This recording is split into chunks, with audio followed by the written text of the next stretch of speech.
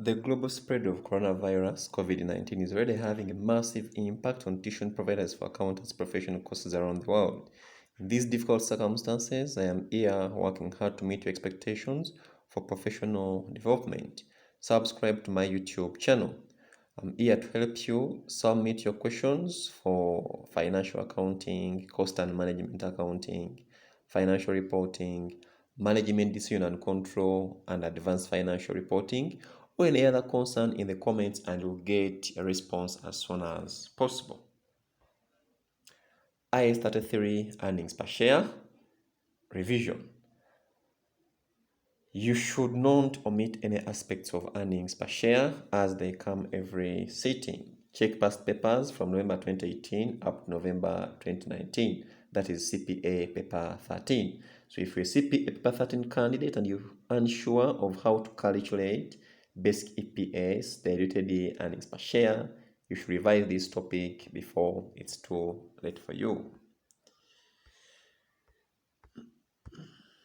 CPA Part 13 Advanced Financial Reporting, Question 2, Part A, November 2018. So just get that question paper, put it on your table, then use this video as well. Check Question 2, Part A, November 2018. It was all about earnings per share. Now in that question, of course, we are provided with financial statements of 3 different companies. And according to the requirements of the question, you are required to calculate the earnings per share for each company as it would be disclosed in the financial statements for the end of 30th June 2018, including comparative information. You're also required to show all your workings. Of course, you have 3 different companies, but one of the companies that was Agrop Computing Limited. Now, Agrop Computing Limited made a 1-for-4 rights issue on 1st October 2017 at shillings 1,500 per share, when the market price per share was shillings 1,800. In addition, the company issued 20,000 shares at the full market price on 1st April 2018. You have the profits for the year, profits after tax, that's July 1st, 2017. Then you also have your share capital, shillings 1,000 each, 50,000 or 50 million. These amounts are in shillings, millions, as you can see. Remember, basic EPS, that is profit or loss attributable to the ordinary shareholders of the parent over the weighted average number of shares. Don't forget that formula for the computation of the basic EPS. Now, if the number of shares has changed during the period, then you have to make some assumptions when it comes to the weighted average number of shares. Remember, for full price issues, of course, the normal weighted average calculation is required.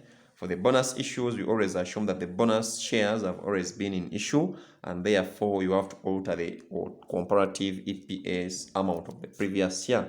With the rights issue, assume that the shares issued are a mix of bonus and full price shares.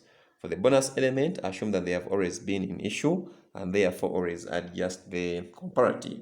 Now, when you look at Agrop Computing Limited, of course, we see that there is a 1-for-4 rights issue on 1st October 2017 at shillings 1,500 per share, where the market price per share was shillings 1,800.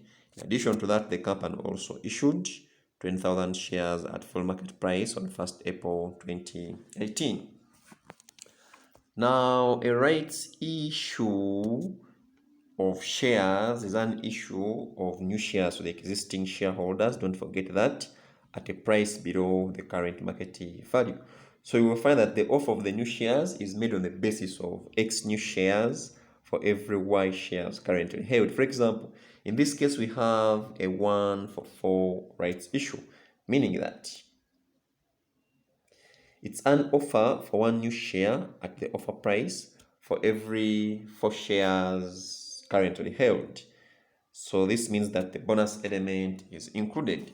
Whenever you want to arrive at the EPS when a rights issue is made, we need to calculate the theoretical XC rights value of each share. So this is our information for Agrop Computing Limited. We are required to come up with the basic EPS for the current year, as well as the comparative, and of course we have to show all our workings. Of course, we have our net profit for the period, that is for the current year. We have 6,960 millions. Of course, we have to calculate our TAP, that is the theoretical X rights price per share. So the rights issue was 1 for every 4. So we have 4 shares before the rights issue, and those 4 shares, we see that the market price before the rights issue of each share, that was 180.100. So 4 shares at 180.100, that gives you 7,200. When it comes to the rights issue, it was 1 new share at shillings 1,500. That gives you a value of shillings 1,500. When you add up these two amounts, you come to 8,700. So that is your theoretical value of the 5 shares. So if you want to get your TAP, that is the theoretical X rights price per share, just get this 8,700 over 5. You come up with your theoretical X rights price per share. So our TAP in this case is 1,740, as you can see. Now, the number of shares before the rights issue, of course, this company had 50,000 shares. Just go and get your share capital of Agrop Computing Limited over the price per share. What you get is 50,000 shares. Now, the bonus issue was 1 over 4. Of course, time was 50,000 shares, meaning that in the rights issue, they have issued out 12,500 shares. So those were the shares that were issued as a result of the rights issue of shares. So we know our profit for the period. We have our theoretical X rights price per share. We know the number of shares that were issued through the rights issue. Of course, we need to come up with a weighted average number of shares outstanding during the period. So this table is going to help us to see how we can come up with a weighted average number of shares outstanding during the period. So this table has a column for the date, has a column for the details, the number of shares, then the time weighting factor, the rights factor, as well as the weighted average. So the starting point, of course, is to start with the number of shares at the start of the period. So the starting date of that financial year was on 1st July 2017. You have the balance brought down. We know that there were 50,000 shares. These shares are outstanding for a period of 3 months. So your time weighting factor is 3 over 12. Since these shares are before the rights issue, IAS 33 requires you to apply a fraction in the process of obtaining the EPS for the current year on all those shares before the rights issue. And that fraction is always getting your fair value per share before the rights issue over your theoretical X rights price per share.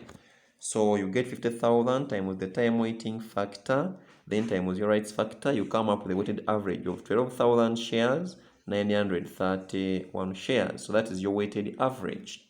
Then on 1st October 2017, we see that the company makes a rights issue, and the rights issue, we see that they were 12,500 shares. Now, when we add the 50,000 shares to the 12,500 shares, we come up with a total of 62,500 shares. Your time weighting factor is 6 over 12 because these shares in total are now outstanding for a period of 6 months before the next issue.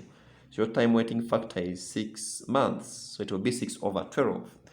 Then when it comes to the rights factor, of course, here we don't have any because the 62,500 shares are after the rights issue. The rights factor is always used to adjust those shares before the rights issue, but now we have already included the rights issue in these 62,500 shares, so there is no need of showing the rights factor. So 62,500 times 6 over 12, we get the weighted average of 31,250 shares. Then on 1st April 2018, we see that the company makes a full market price of 20,000 shares. Now 20,000 shares plus the 62,500, now we have a total of 82,500 shares. These are going to be outstanding 3 months to the reporting date. So that will be 3 over 12. Rights factor not applicable because these shares are after the rights issue. So you come up with 20,625 shares. That is your weighted average. Now, when you add all these, you come up with a weighted average of 64,806 shares. So that is your weighted average number of shares to use in the computation of the basic earnings per share. Now, the EPS of 2018, we just need to get our profit for the period, and that was 6,960,000,000 over our weighted average number of shares, which is 64,806, giving us a basic EPS of 107,397. So that is your basic EPS for 2018. Then EPS of 2017, just get your profits for that period. That was 7 billion over the number of shares that existed by then. Of course, the company had 50,000 shares. So when you do this, of course, you come up with your basic EPS. Now, because in the current year there was a rights issue, we have to go back and adjust the EPS for the corresponding previous period by a fraction.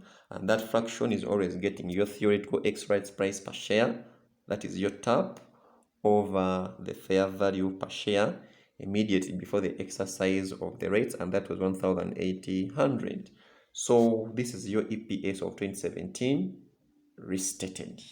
So that was Agro Computing Limited.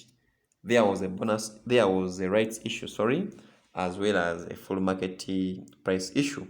So you need to know how to deal with the rights issues of shares and then the full market price, how to adjust the number of shares before the rights issue with the rights factor, and then how to restate the comparative EPS of the previous year. Let us have a look at the second company and we see its details. Now, this was Ladu Information Systems Limited. On 1st October 2017, Ladu made a bonus issue of shares, a bonus issue of 1 share for every 4 shares on 1st April 2018, the company made a 1-for-5 rights issue at shillings 2,000 per share, when the market price per share was shillings 2,500. So now you see, in this case, of course, we have a bonus issue. At the same time, we have a rights issue of shares. So we have a bonus issue and a rights issue of shares. Profit for the year, of course, we have our profits for the year. Then you also have profits after tax on 1st July 2017. Then you also have the share capital of shillings 1,000 each, that is 80,000.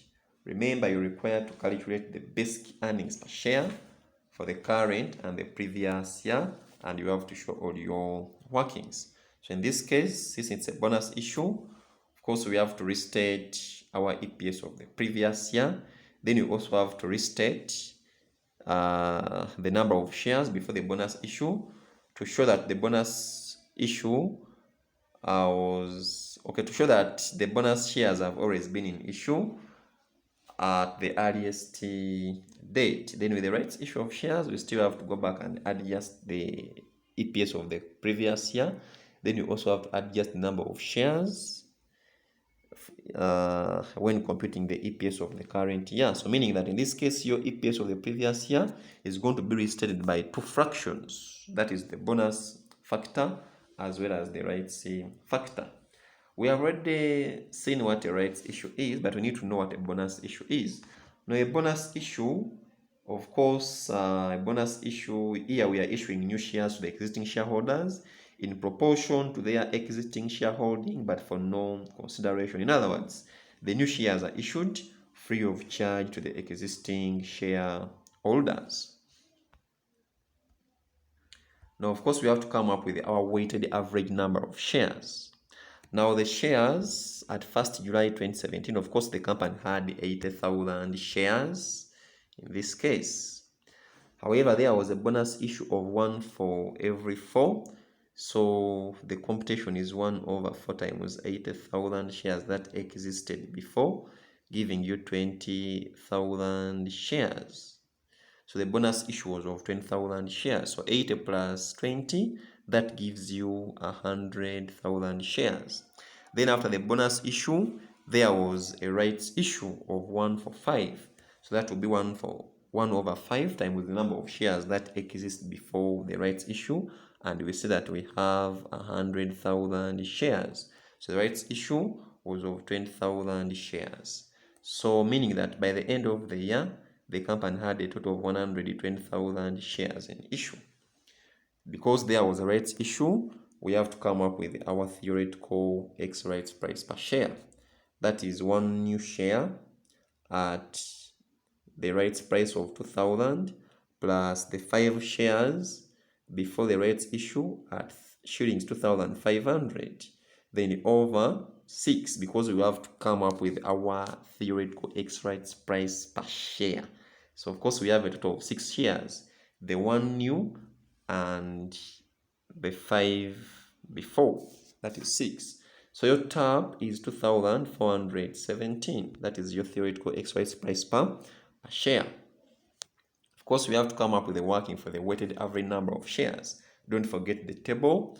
Details, of course, we have details, then date, shares, time weighting factor, then we have the rights factor. Now we also have the bonus factor as well as the weighted average. We are including that column of the bonus factor because this time we have a bonus issue of shares.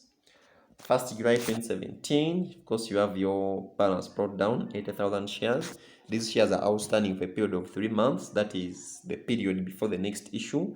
So your time weighting factor is 3 over 12. Then when it comes to your rights factor, don't forget that any number of shares that exist before the rights issue, we have to restate them by the fraction, which is the fair value per share before the rights issue over the theoretical X rights price per share. Then when it comes to the bonus factor, we have to restate those number of shares before the bonus issue to assume that the bonus shares have always been in issue at the earliest date. And the fraction we use in that case is the number of shares after the bonus issue over the number of shares before the bonus issue. So your bonus factor is 5 over 4. So the weighted average is 25,859. Of course, you go to 1st October 2017, there was a bonus issue, as you can see, 20,000 shares.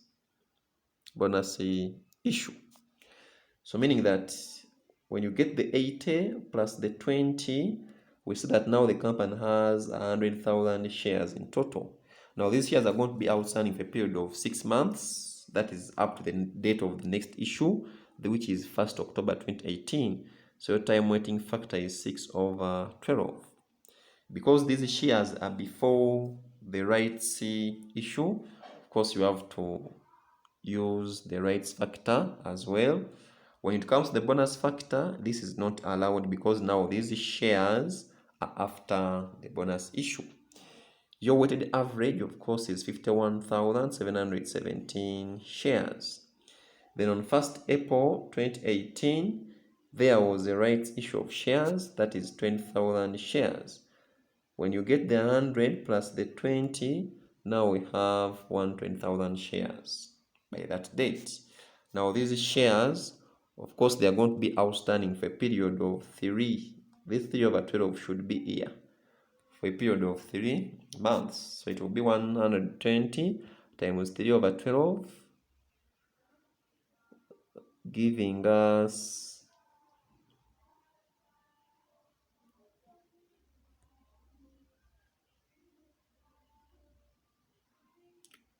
30,000 shares. Please, the 3 over 12 should be applied on the 120,000 shares. So it should be down here, not up. So 120,000 shares times 3 over 12, it gives you 30,000 shares. So when you add all these weighted averages, you get a total of 107,576 shares. So the EPS of the current year, that is 30th June 2018, just get your profit for the period over the weighted average number of shares which we have, then you get your EPS as 146,687. Then the EPS of the previous year, of course, we have the profits for that period over the number of shares. By then, those were 80,000 shares. But because in the current year there was a bonus issue as well as a rights factor, we have to restate our comparative EPS of 2017. Of course, the fraction used when restating the EPS of the previous year, of course, we have to get our TAP over the fair value per share immediately before the rights issue. So that is the rights factor to use when restating the EPS of the previous year. Then when it comes to the bonus issue, of course, we have to get the number of shares before the bonus issue over the number of shares after the bonus issue. So that is the fraction to use. So after all those workings, you come up with EPS of 2017 restated as shillings 120,850. So whenever there is a bonus issue as well as a rights issue in the same year, of course, you have to restate your EPS using two different fractions. That is the rights factor and then the bonus factor. When you look at the third company, that is Cody High Tech Limited. At the beginning of the year, Cody High Tech Limited issued shillings 200 million 2% loan stock, convertible in 5 years' time at a rate of 1 share per shillings 2,000 of loan stock. Cody High Tech Limited issued shillings 600 million preference shares, convertible in 3 years' time at a rate of 1 share per shillings 3 of the preference shares. Preference shareholders are entitled to a dividend of shillings 20,000 per share. The tax rate is 40%. Your tax rate is 40%. Now here you see you have what we call potential ordinary shares. We have the convertible loan stock, that is 2%. Then you also have the preference shares. Now we call those convertibles, or you can also call them potential ordinary shares. Now a potential ordinary shares, that is a financial instrument or any other contract that may entitle its holders to ordinary shares. Now whenever we have these potential ordinary shares, we have to calculate the diluted earnings per share. Diluted earnings per share, of course, is calculated by adjusting the net profit due to continuing operations attributable to the ordinary shareholders and the weighted average number of shares outstanding for the effects of all dilutive potential ordinary shares. So meaning that we have to adjust the earnings by adding back any costs that will not be incurred once the dilutive instruments have been exercised. This will include for post-tax interest saved on convertible debts, meaning that when it comes to the loan stock, of course, we have to find out the post-tax interest saved on these convertible loan stocks. The number of shares will be adjusted or raised to take account of the exercise of the dilutive instruments. Don't forget your tax rate is 40%. Of course, you have the profits for the year of this company. It has profits of that for the current year. Then profits of the previous year, you have 35,000. Of course, the amounts are in millions, don't forget. Equity attributed to the owners. Of course, we have share capital of shillings 1,000 each. Share capital in terms of cash, that is 500 millions. Non-current liabilities, we have a 2% loan stock, that is 200 millions. Then the convertible preference shares, shillings 1,000 each, that is 600 millions. Of course, we can start with the computation of the basic earnings per share for the year ended 30th June 2018. Remember, basic earnings per share, that is getting your net profit or loss attributable to the ordinary shareholders over the weighted average number of shares outstanding during the period. So the basic EPS of this company, that is getting you just need to get your profit for the current period over 500,000 shares. So this should be, there should be a division sign. Of course, this gives you 41,412 shillings. So that is your basic EPS. Of course, the basic EPS of the previous year, that will be 35 billions over 500,000 shares. There should be a division sign there. And the basic EPS of the previous year, that is 70,000. Now, because we have potential ordinary shares, we have to calculate our diluted earnings per share. So we must decide which of the potential ordinary shares, that is the convertible loan stock and the preference shares convertible, which of the two is the most dilutive. Both of them can be dilutive, but of course when we are calculating our diluted earnings per share, we need that potential ordinary share which is the most dilutive. In other words, which will decrease the EPS if converted to ordinary shares. When you look at the 2% loan stock, we can come up with the incremental EPS, and that is getting the incremental profit over the incremental number of shares. So incremental EPS is shillings 24 per share. Now, how would you get these figures? Now, the number of shares, the additional equity on conversion of the loan stock will be 200 million times 1 over 2,000. Check the question and you see the conversion rate. So it is 1 share for shillings 2,000 of loan stock. Now that gives you an addition of 100,000 shares. Then of course when it comes to the earnings effect, we have to come up with the interest saving after tax. Of course, the interest saved, that is 200 million times 2%, so that is 4 million. But of course, this saving has to be taxed. So the after-tax interest saving is 2.4. Remember, your tax rate is 40%, so we are just interested in 60%. So our incremental EPS, when the 2% loan stock is converted into ordinary shares, is shillings 24 per share. Now, when you look at the preference shares, the incremental EPS, of course, we have to get the incremental earnings over the incremental number of shares. There should be a division sign here.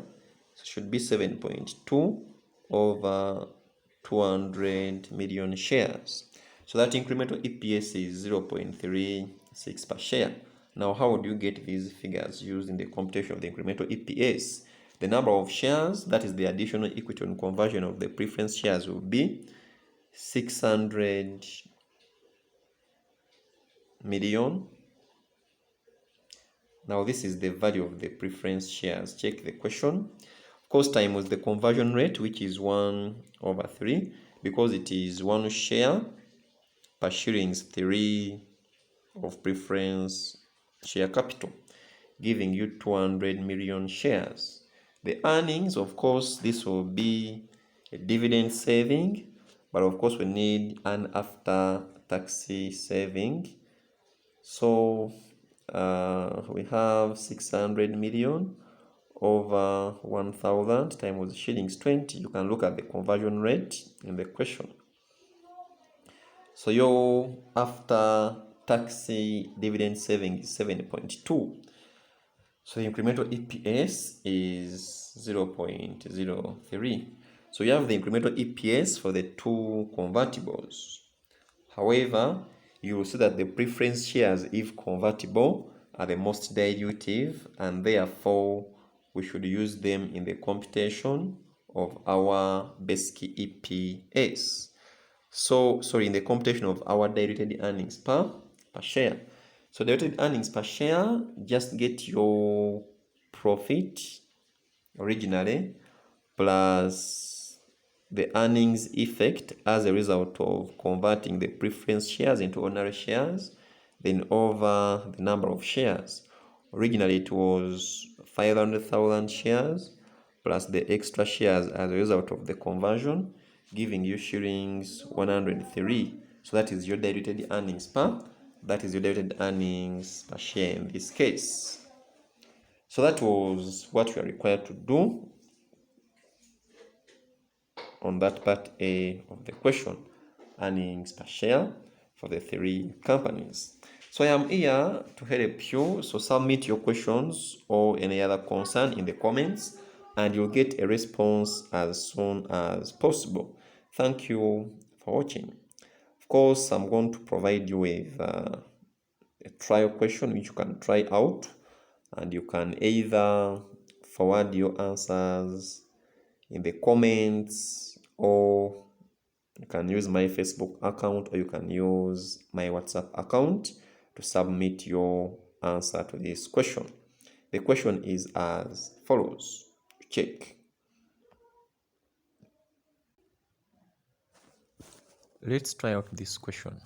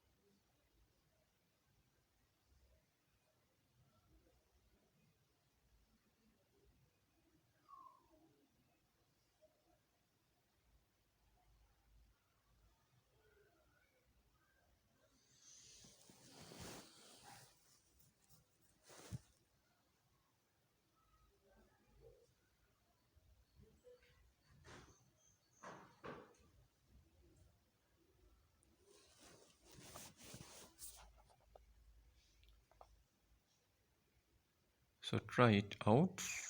Then you can use my other accounts. You can use my WhatsApp account. You can still use my Facebook account in case you need some more clarification. Thank you.